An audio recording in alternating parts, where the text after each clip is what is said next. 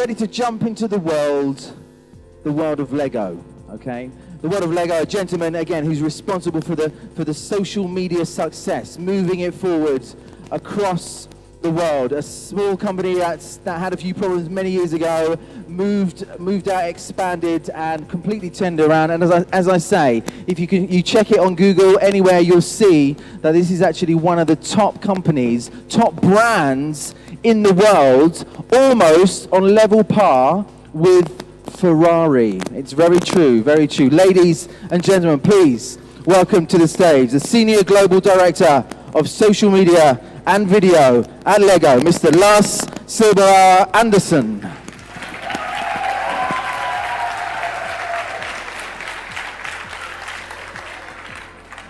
Thank you.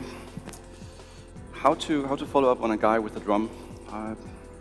I don't really know, to be honest. That was my best bet. Anyway, as mentioned, I'm heading up social media and video for Lego. I've been doing that for 6 years. And the story that I'm gonna talk about today is a journey that I've been on, and some of the learnings that I've had, and some of the things I learned throughout those 6 years. It's also a story about how a small Danish company actually can be globally relevant, but also how you need to take the opportunities every time you see them if you want to grow fast, if you want to growth hack your way out of this. So starting in the beginning, there was no sound, there was a brick. That is how Lego started. It's actually also how Google started. So if you look at the first server that Google ever had, that was basically a casing built with Lego bricks. It's a true story, look it up. But this is what I do, this is what I sell. I sell plastic bricks for a living. So I'm a traveling toy salesman. And the challenge with actually selling stuff like Lego is that it's so generic. You can actually produce your own bricks if you want to. We lost the patent on those bricks quite a while back. And unless, you can't call it Lego, you're still not allowed to do that, but you can actually produce this. So the challenge that we have, and that we've had for the last 84 years, I've not been part of the company that long, but the challenge that we have is how can we keep this being relevant? How can we keep this being really at the forefront of families, of kids, both in Europe, US, but also in emerging markets like China and Southeast Asia.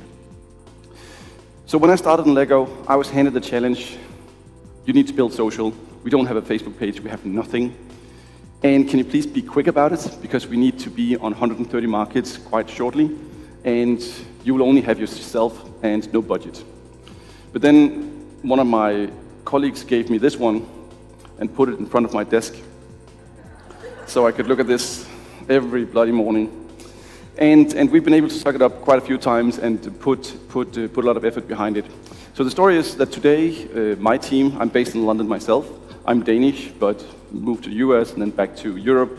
Based in London, where we had the global strategy on digital media. I have a team in the US, a team in Shanghai, started 2 years ago, and we just opened a team in Singapore last year, and then we still have a few people in Denmark. To be globally relevant, you need to have an extremely diverse team. So these are our offices, but more importantly is the people that we actually put in the offices. So in my team, which is around 40 people, we have 29 different nationalities. I'm the only Danish guy, so we're definitely not, I'm the minority here. But just to look at it, for instance, the girl on the upper left here, she's Greek national, lives in London and works with the Russian market, as you clearly can see on the picture. And for us, it's not about just gender diversity, that's totally fine. But it's all about having a cultural diversity, age diversity, educational diversity in every way, because we want to be able to understand practically in real time all of our consumers, fans, moms and dads, no matter where they come from in the world. And to do that, you need to have a culture in the company that is not just promoting diversity, but just takes diversity as granted. So we also, of course, went from just launching a Facebook page that we did 3 weeks after I started. Now we are globally available. We want to be wherever our consumers are, we want to be there. So we are on all of the traditional Facebook, Instagram, Pinterest platforms. In China, we are on Youku, Todu, Weibo, WeChat, all of them. And to connect all of that content, our video platforms, our social platforms, we also have a pretty strong search strategy based on Google, based on Baidu, that's a Chinese dominating search platform, and then Yandex, which is similar in Russia. So basically, on the internet now, you know how it is. You don't visit a corporate website. You go through social or you go through search. It's the only entry point to basically arrive at some content at some point. So just a bit of humble bragging in 2015. So we started in 2011. In 2015, we were measured as being the most engaging digital brand in the world. And at that point, we were also #1 on YouTube. This is from last month, so we dropped to #2. We have kind of like a rivalry with GoPro, where we, depending on the season, we are #1 or #2. On a good day, we deliver around 10 million views on YouTube just on our own channels. That's around 32 years of YouTube viewing. But the interesting fact here is that that's just the content that we produce. If we then look at what content our users are generating, then we can multiply that number by 20. So then you can see it's 200 million views of LEGO content daily that is watched just on YouTube. So the challenge, to come back to the starting point, it is and has been for me for the last 6 years to how to actually scale things, how to rapidly and aggressively scale something globally, but at the same time do it in a world that is disrupting. The world 6 years ago is completely different than the world we have today in so many different aspects. So the challenge is consistently for me basically to how to build a really big house on basically ice that is constantly breaking up and shifting. And to do that, you need to really focus on the way that you actually set up and design for disruption. So the LEGO business has grown in the last 6 years 10%. That's quite extraordinary for a company of that size. And that, of course, have given us scalability challenges. But on top of that, we've had to scale the digital capabilities 200% every single year. And that's another of these extreme scalability issues that we have tried to conquer. And when I say scalability, and having the ability in a system to be scalable, that means that the cost of reaching an extra consumer or launching in an extra market, that is actually falling, and that is less than the previous market. So the incremental cost should be falling and going towards zero if you have true scalability. So if we then add to the scale, we add constant disruption, then it's when it gets really, really tricky. So there are different ways that we can deal with disruption. And you can see that both in companies, you can see that in families, you can see that in all kinds of groups. You can either ignore it, you can react to it, and basically always try to keep up and try to keep up with the development. You can try to predict disruption and embrace it, and in the end, you can also create disruption. Where we want to be is not at that end. We want to move as far to this end as possible. We want at least to be able to get the notion of when are the tectonic plates moving around, when do we see the big earthquake before they actually start erupting. We also believe that we are a company that is strong enough in some cases to actually create disruption and create change in the way that we see it, and we want to have it. So the goal for us is not to be the best at social media. The goal is to be the best at adapting to, predicting to, and creating change in the social media landscape. And I think it's a big difference from actually owning in and developing your skills in one area and then going to a place where you basically believe that whatever we've learned so far, whatever we've been good at so far, we will throw it away if we see the development go somewhere else. And for a company where everything is about building big structures, big processes, and so on, that's a big challenge. So that is a core competency that we want to build in my team that we've built for the last 6 years, and that is what we believe is a sustainable competitive advantage with us and the one that we stick to. So I think you can also apply it to yourself sometimes and think, how can I not focus on just being good at what's relevant today, but actually trying to see into the future and predict what will actually be relevant tomorrow, in 5 years, and so on, and then go after the gut feeling that you have. That was how, like, my career came about. That was basically just being the first one in the area that I was in who said, like, this social thing is actually quite interesting. I should probably be an expert in that one. And in different other locations or occasions, basically jumping on the chance. So 3 big disruptions that we have been challenged with in the last 6 years. It's a concept of west to east. The world is moving more to the east. It's about going from open social to closed social. And then it's about the traditional client agency structure, which is breaking down. The Mad Men era is long gone. TV is in rapid decline, and that means that the whole industry that's been built on those structures is falling apart, to be honest. West to east, so what I mean about that? When we look at the future disruptions, if we want to predict the future disruptions, typically people would look at Elon Musk, they would go to Silicon Valley, they would visit Tesla, they would visit Google and all of the others.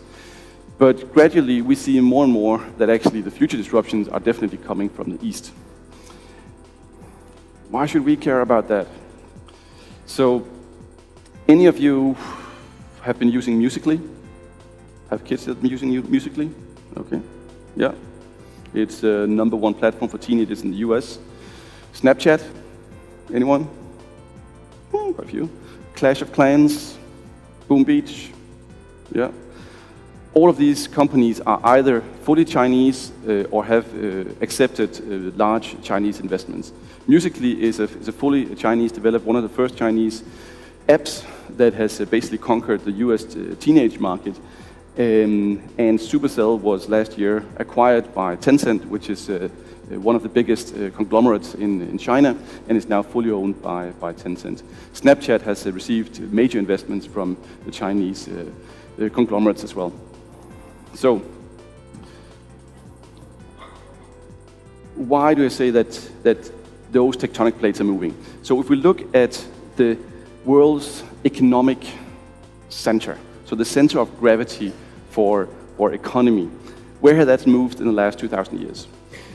So if we look at this map that McKinsey has done, it's basically taking the GNP and then basically look at how did that move across the world in the last 2,000 years. We can see it started in the east, Afghanistan, then it took 500 years to move a bit north, and then it was Kazakhstan 800 years later. So things moved like very, very slow at that point in time. Then suddenly it got speeded up and moved to the west, and that's of course the industrialization that took place that really kicked that economic center to move west.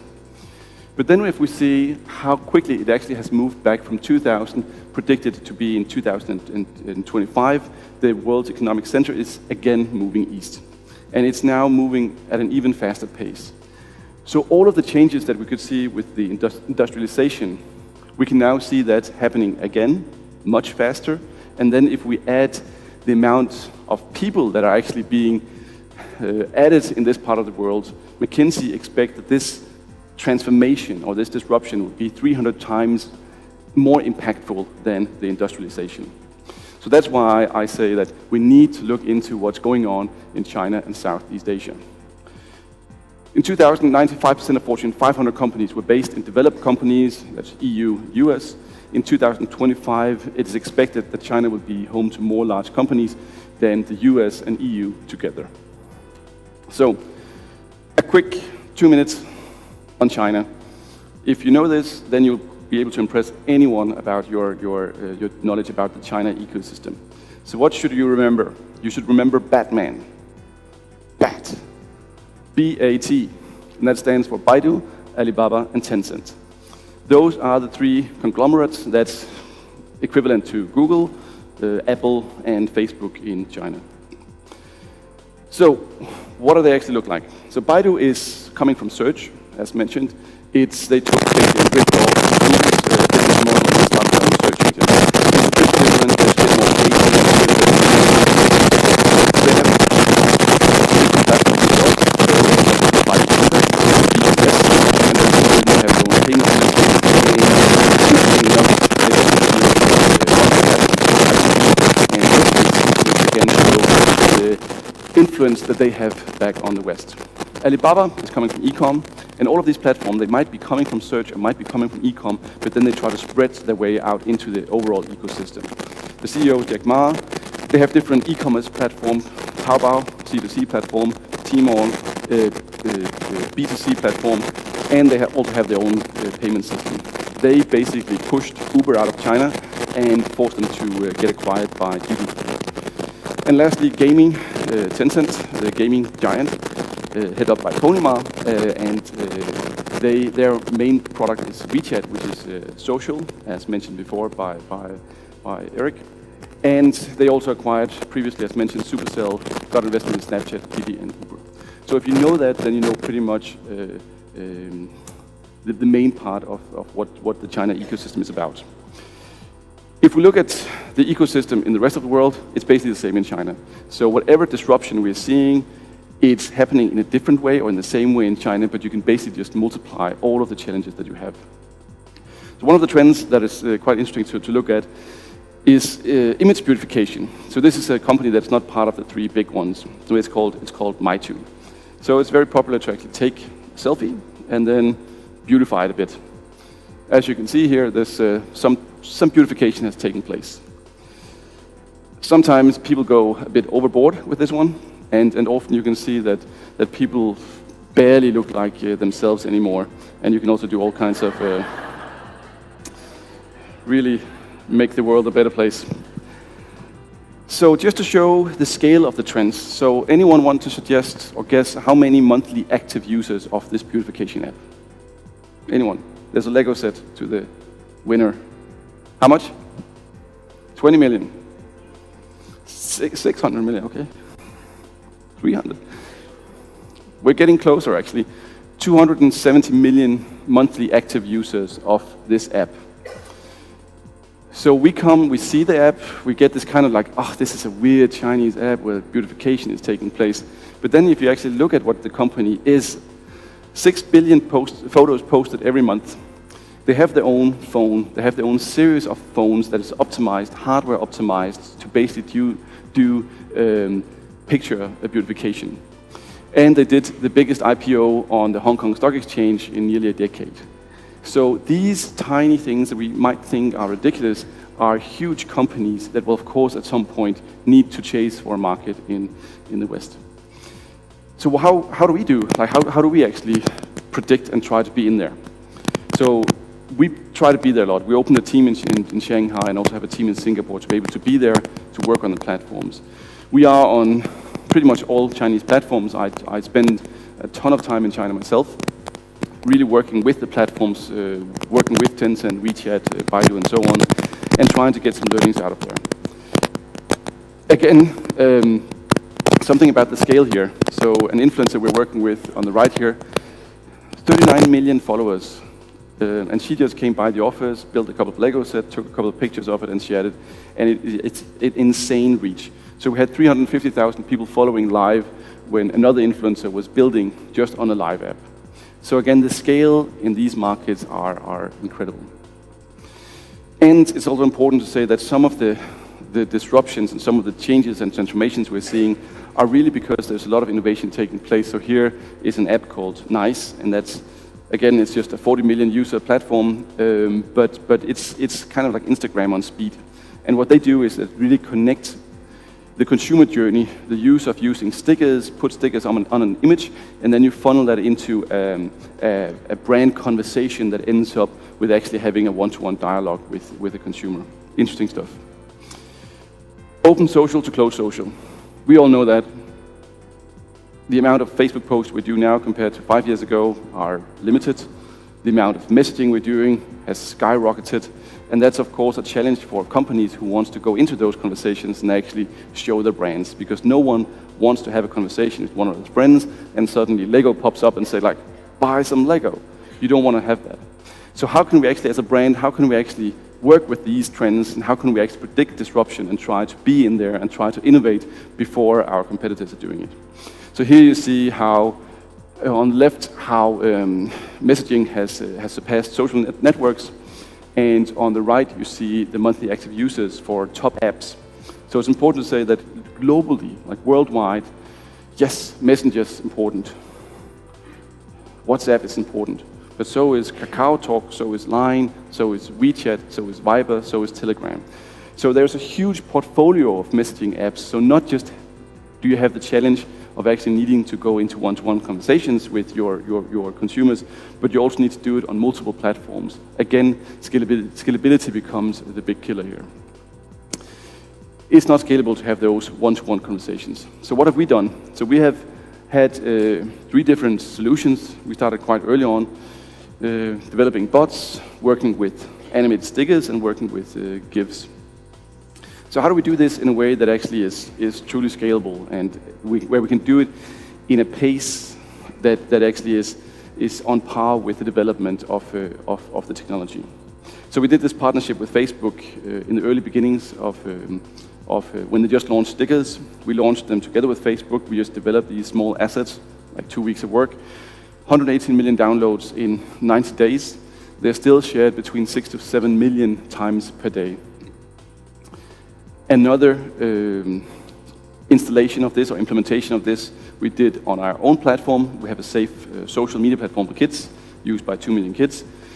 And we also launched that in Russia in a different, slightly different version. Again, the number, if you understand those disruptions, if you understand those changes, and you come early on, you get like a huge push because of the newness.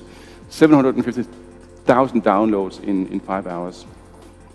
And lastly, GIFs. We probably all use GIFs. So we did a partnership with Giphy, which is one of the biggest developers of GIFs. So they are fueling both Facebook and a lot of the other platforms. So if you have your GIFs on Giphy, then they make sure that those pipes are going into all of the chat platforms to make sure that your content will be there. So when we launched that 4 weeks ago, 80 million views on Lego GIFs within 48 hours. And we just launched May the 4th. That's a Star Wars day for Star Wars fans, so May the 4th be with you. So we launched a small package on that one as well, if you want to check it out. So finally, the disruption that we also see is the traditional agency-client, creative agency relationship is breaking down. As mentioned, TV is declining, the traditional advertising world is declining, consumer behavior are changing. We don't want to be targeted with TV advertisement. It doesn't work for us anymore. And a lot of things are actually really breaking down for the traditional structure. 80% of incremental advertising spend accrues to digital, and honestly, ad agencies are failing to capture that growth. That's not my claim. That's a big report from a company called Redburn that did this. Also, that the big platforms, both the Chinese one, but also Google and Facebook, they don't want to share their advertising revenue with media agencies. They want to hold on to it, because why should they? So they deliver self-service solutions to all of the big brands, to basically the long tail of advertisers, where you don't need to have a media agency coming in, negotiating a rebate that they then will keep to themselves. Ownership of data. If you want to do efficient advertising nowadays, you need to own the data. You need to actually have a data platform that can actually do this. And that actually is more important than getting a small discount on your media buy. So that's also where we see it. And actually, it shouldn't say Redbird, it should say Redburn. That's an investment advisor, a big company that gives advice on investors. And they actually, in January, marked WPP and Publicis as a sell. That means that basically the big 2 agency groups, they do not consider them as growth opportunities anymore. Lastly, I don't know how the discussion has been in Croatia, but in the rest of the world, especially in UK and US, There's been a lot of discussions about the lack of transparency. So basically, if you have a media agency, they have a lot of trading desks, they put a lot of programmatic software in place, and then you never know basically what the markups you're paying to actually reach a certain audience. And that is something that of course is also helping to change the industry. So how have we tried to innovate our way out of this? So this is the biggest project we've done so far. It's called the Cronky Wonky project, and it was a way to basically say, okay, if we should start thinking about doing this in a completely different way, how would we go about it? If all of the trends here we can see coming up, if they are true, what would that actually mean? If we just basically forgot about everything we've done in the last 50 years and just started from scratch, how would that look like? So the challenge was pretty much the same as we always have, or one of the challenges we have, is that some parents perceive Lego as a kind of like a prescriptive toy. So you get a building instruction, building set, then you build it, you put it on the shelf. But the amazing thing with Lego is that it stimulates free creativity, and it's about your imagination, how imaginative you are, and then you can put that into the bricks and make that come to life. So instead of asking a creative agency for help, we went to the platform that has the biggest audience of parents, and that's Facebook. We also thought that there was a good brand connection with making the world more open and connected, and then inspire and develop the builders of tomorrow. So we put together a group of 9 people and gave them the task and the budget, develop a campaign or a project that can actually do this. So we worked together for 6 months, basically living either at the Facebook office or at the Lego office, forgetting kind of like who was hired by who and so on, and then developed this project. The insight that we based this on was that 98% of us in this room, we were creative geniuses when we were at the age of 3. So good for us, we were geniuses at the age of 3. This is scientific research that is done by the Lego Foundation, and it's completely solid. At the age of 3, kids, they don't have these mental constraints. They don't have categories where they put things into. So they can consider all kinds of options. There's not a real boundary between fantasy and reality. And that means that you are extremely free in your way of thinking. The unfortunate thing is that at our age, only 2% of us have basically retained those levels of creativity.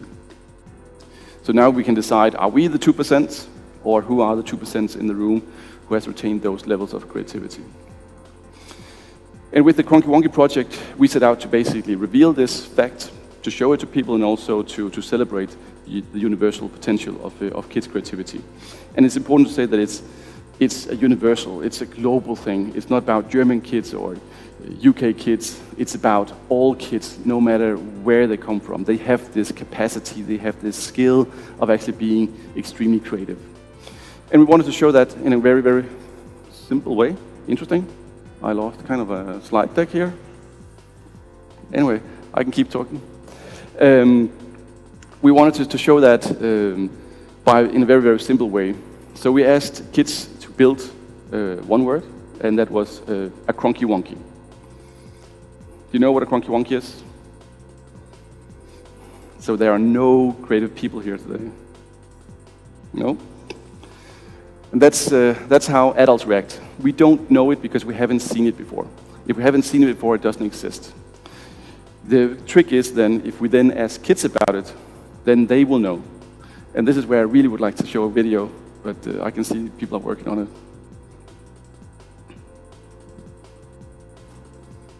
Okay.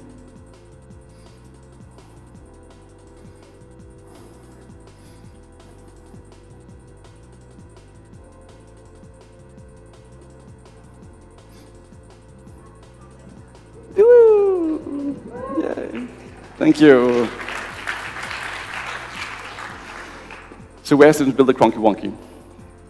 And that's how adults react. And also at that point, we asked Instagram, we asked Twitter, we asked Wikipedia, we even asked Google. They don't know what a Cronky Wonky is. And that's actually quite telling. We cannot find true creativity. We cannot find the things that have not been spoken before. We cannot define the undefinable through our existing platform. But then we then asked kids, and then you can see one of the videos. And these are recordings, basically non-scripted. We got invited into families, houses, and homes, playrooms, and then we asked kids that simple question.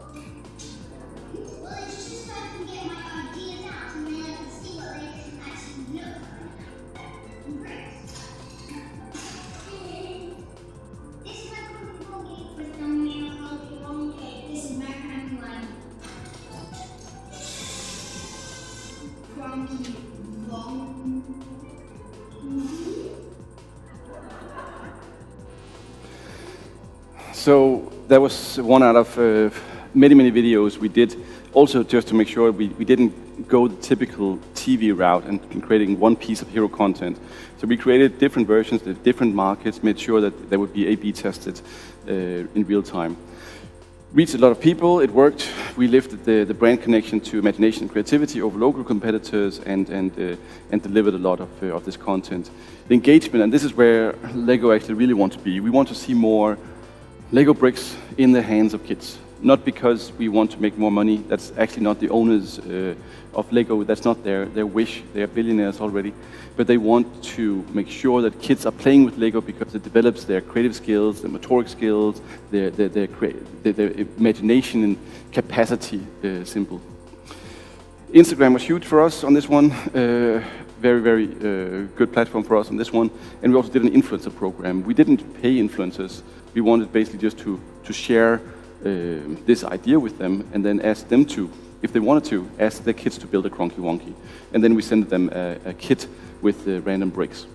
And again, huge amount of traction on this one, also tying into physical events.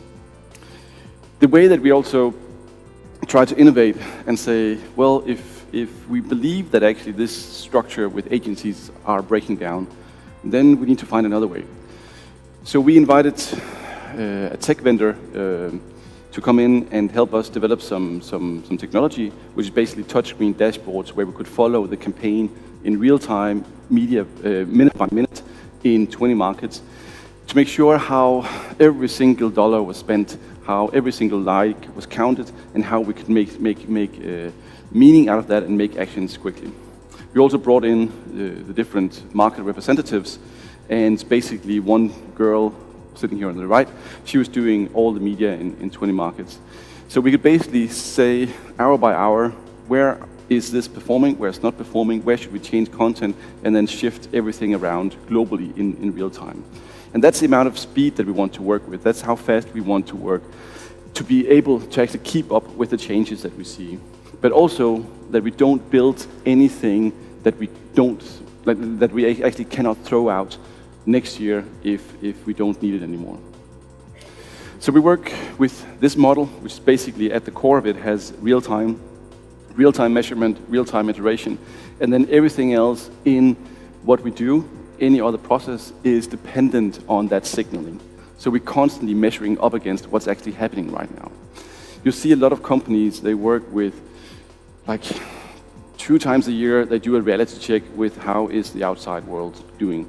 And for us, especially in digital, that is like driving a car while you only are looking out of the rear view mirror. We use a lot of time on actually taking all the big data that we have and make it possible for us to actually understand it. It's very tricky to understand like a big data system if you don't get interfaces that can actually be understood by a human being. So for instance, this one on the left shows us how big a media investment we made compared to the amount of engagement and buzz that we got back or the positive reactions that we got back. Because then we can tell anyone who doesn't have big data capabilities or is a math genius to basically look at like, yes, if the red dot is larger than the blue one, then something is not really working out here. And the opposite, of course. So just to wrap up, the challenge for us has been, and still is, how to scale in an ever-changing and disruptive environment, how to actually really progress and how to scale that while things are moving ahead. And to survive disruption, be the best at adapting to, predicting, and creating change around your areas of competency. And this is the only true sustainable competitive advantage that we will actually be able to find in a disruptive world. So one recommendation for me, based on my own career, is basically how can you take this thinking and apply that to yourself to be able to be that person that actually understands those disruptions before the others, that are able to leapfrog that development and see those opportunities when they come along and don't hesitate to ever take them. Those are the words. Please connect if you have more questions. Thank you so much.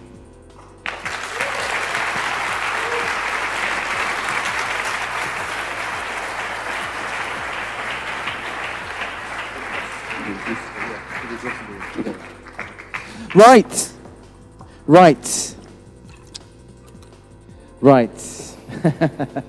Right, some questions for Lars already. Again, we've got quite a few here to get through. If you've got a dying question or something that pops in your mind that you'd like to ask, just do it on slido.com and I'll ask Lars here right on the stage. So first of all, how do you deal, or not you, how does Lego deal with, and I'm sure this is something that you have to look at, not just Lego as a brand, but most brands as well, looking at Lego cheaper alternatives, because we know here in Croatia, in the Balkans, certainly Lego, you know, you walk into a shop, a box of Lego is probably the most expensive box of bricks you can find. So how does Lego sort of deal with those kind of cheaper plastic alternatives? Well, it's insinuated that Lego is expensive, but my answer would be like, what is the price for a smile on your kid's face? Well, the thing is, when you that's good. That's good. But when you've got a family of quite a few kids, it's quite expensive. No, fair point. Fair point. What's the role and the value of brand positioning in your social media marketing strategy? The role of brand positioning. Well, everything is about the brand. Any kind of communication we do, any kind of engagement we do is at the end of the day about the brand. Like we don't want to push a short-term sale if that will damage the brand in the long term. So everything we do is about the brand. Okay, trying to create disruption. Okay, are there certain risks of failing? What are the kind of risks of failing? Creating a disruption in a market that is not accepted and successful, it doesn't work. I think that's a whole perspective about risk, and I think we should change our perspective on risk, because it's dead certain that if you don't disrupt or change yourself, you will be running out of business at some point, because someone else will come up with that idea or find that trend and do that transformation for you. So it's more about, well, will you sit around and wait to be like run out of business by someone else, or do you actually want to at least have a go at it? You might fail, but at least you tried. If you did not, like I think a pretty good quote that I subscribe to is from Wayne Gretzky, famous US ice hockey player, that said that basically he missed 100% of the shots he never took. So I think that's also how you should see disruption. You need to take those chances. Okay. Since everything is social nowadays, does it still make sense to separate social media marketing from the rest of the marketing strategy? So you got your marketing strategy and sort of separating just social media marketing. Does it still make sense to do that? No. It's the same thing with digital. Like, we can't have a digital marketing team and a non-digital marketing team. Everything needs to be thought in a combination. So I think in a few years' time you'll see more integrated teams, but I don't think that we'll only see marketing teams. I think a lot of brands are moving from the typical advertising role to be actually becoming publishers. That's also what we see in Lego, and I would say that part of my team, they work as publishers with editors and editors-in-chiefs, and completely from an editorial standpoint as a publisher, and not as an advertising agency.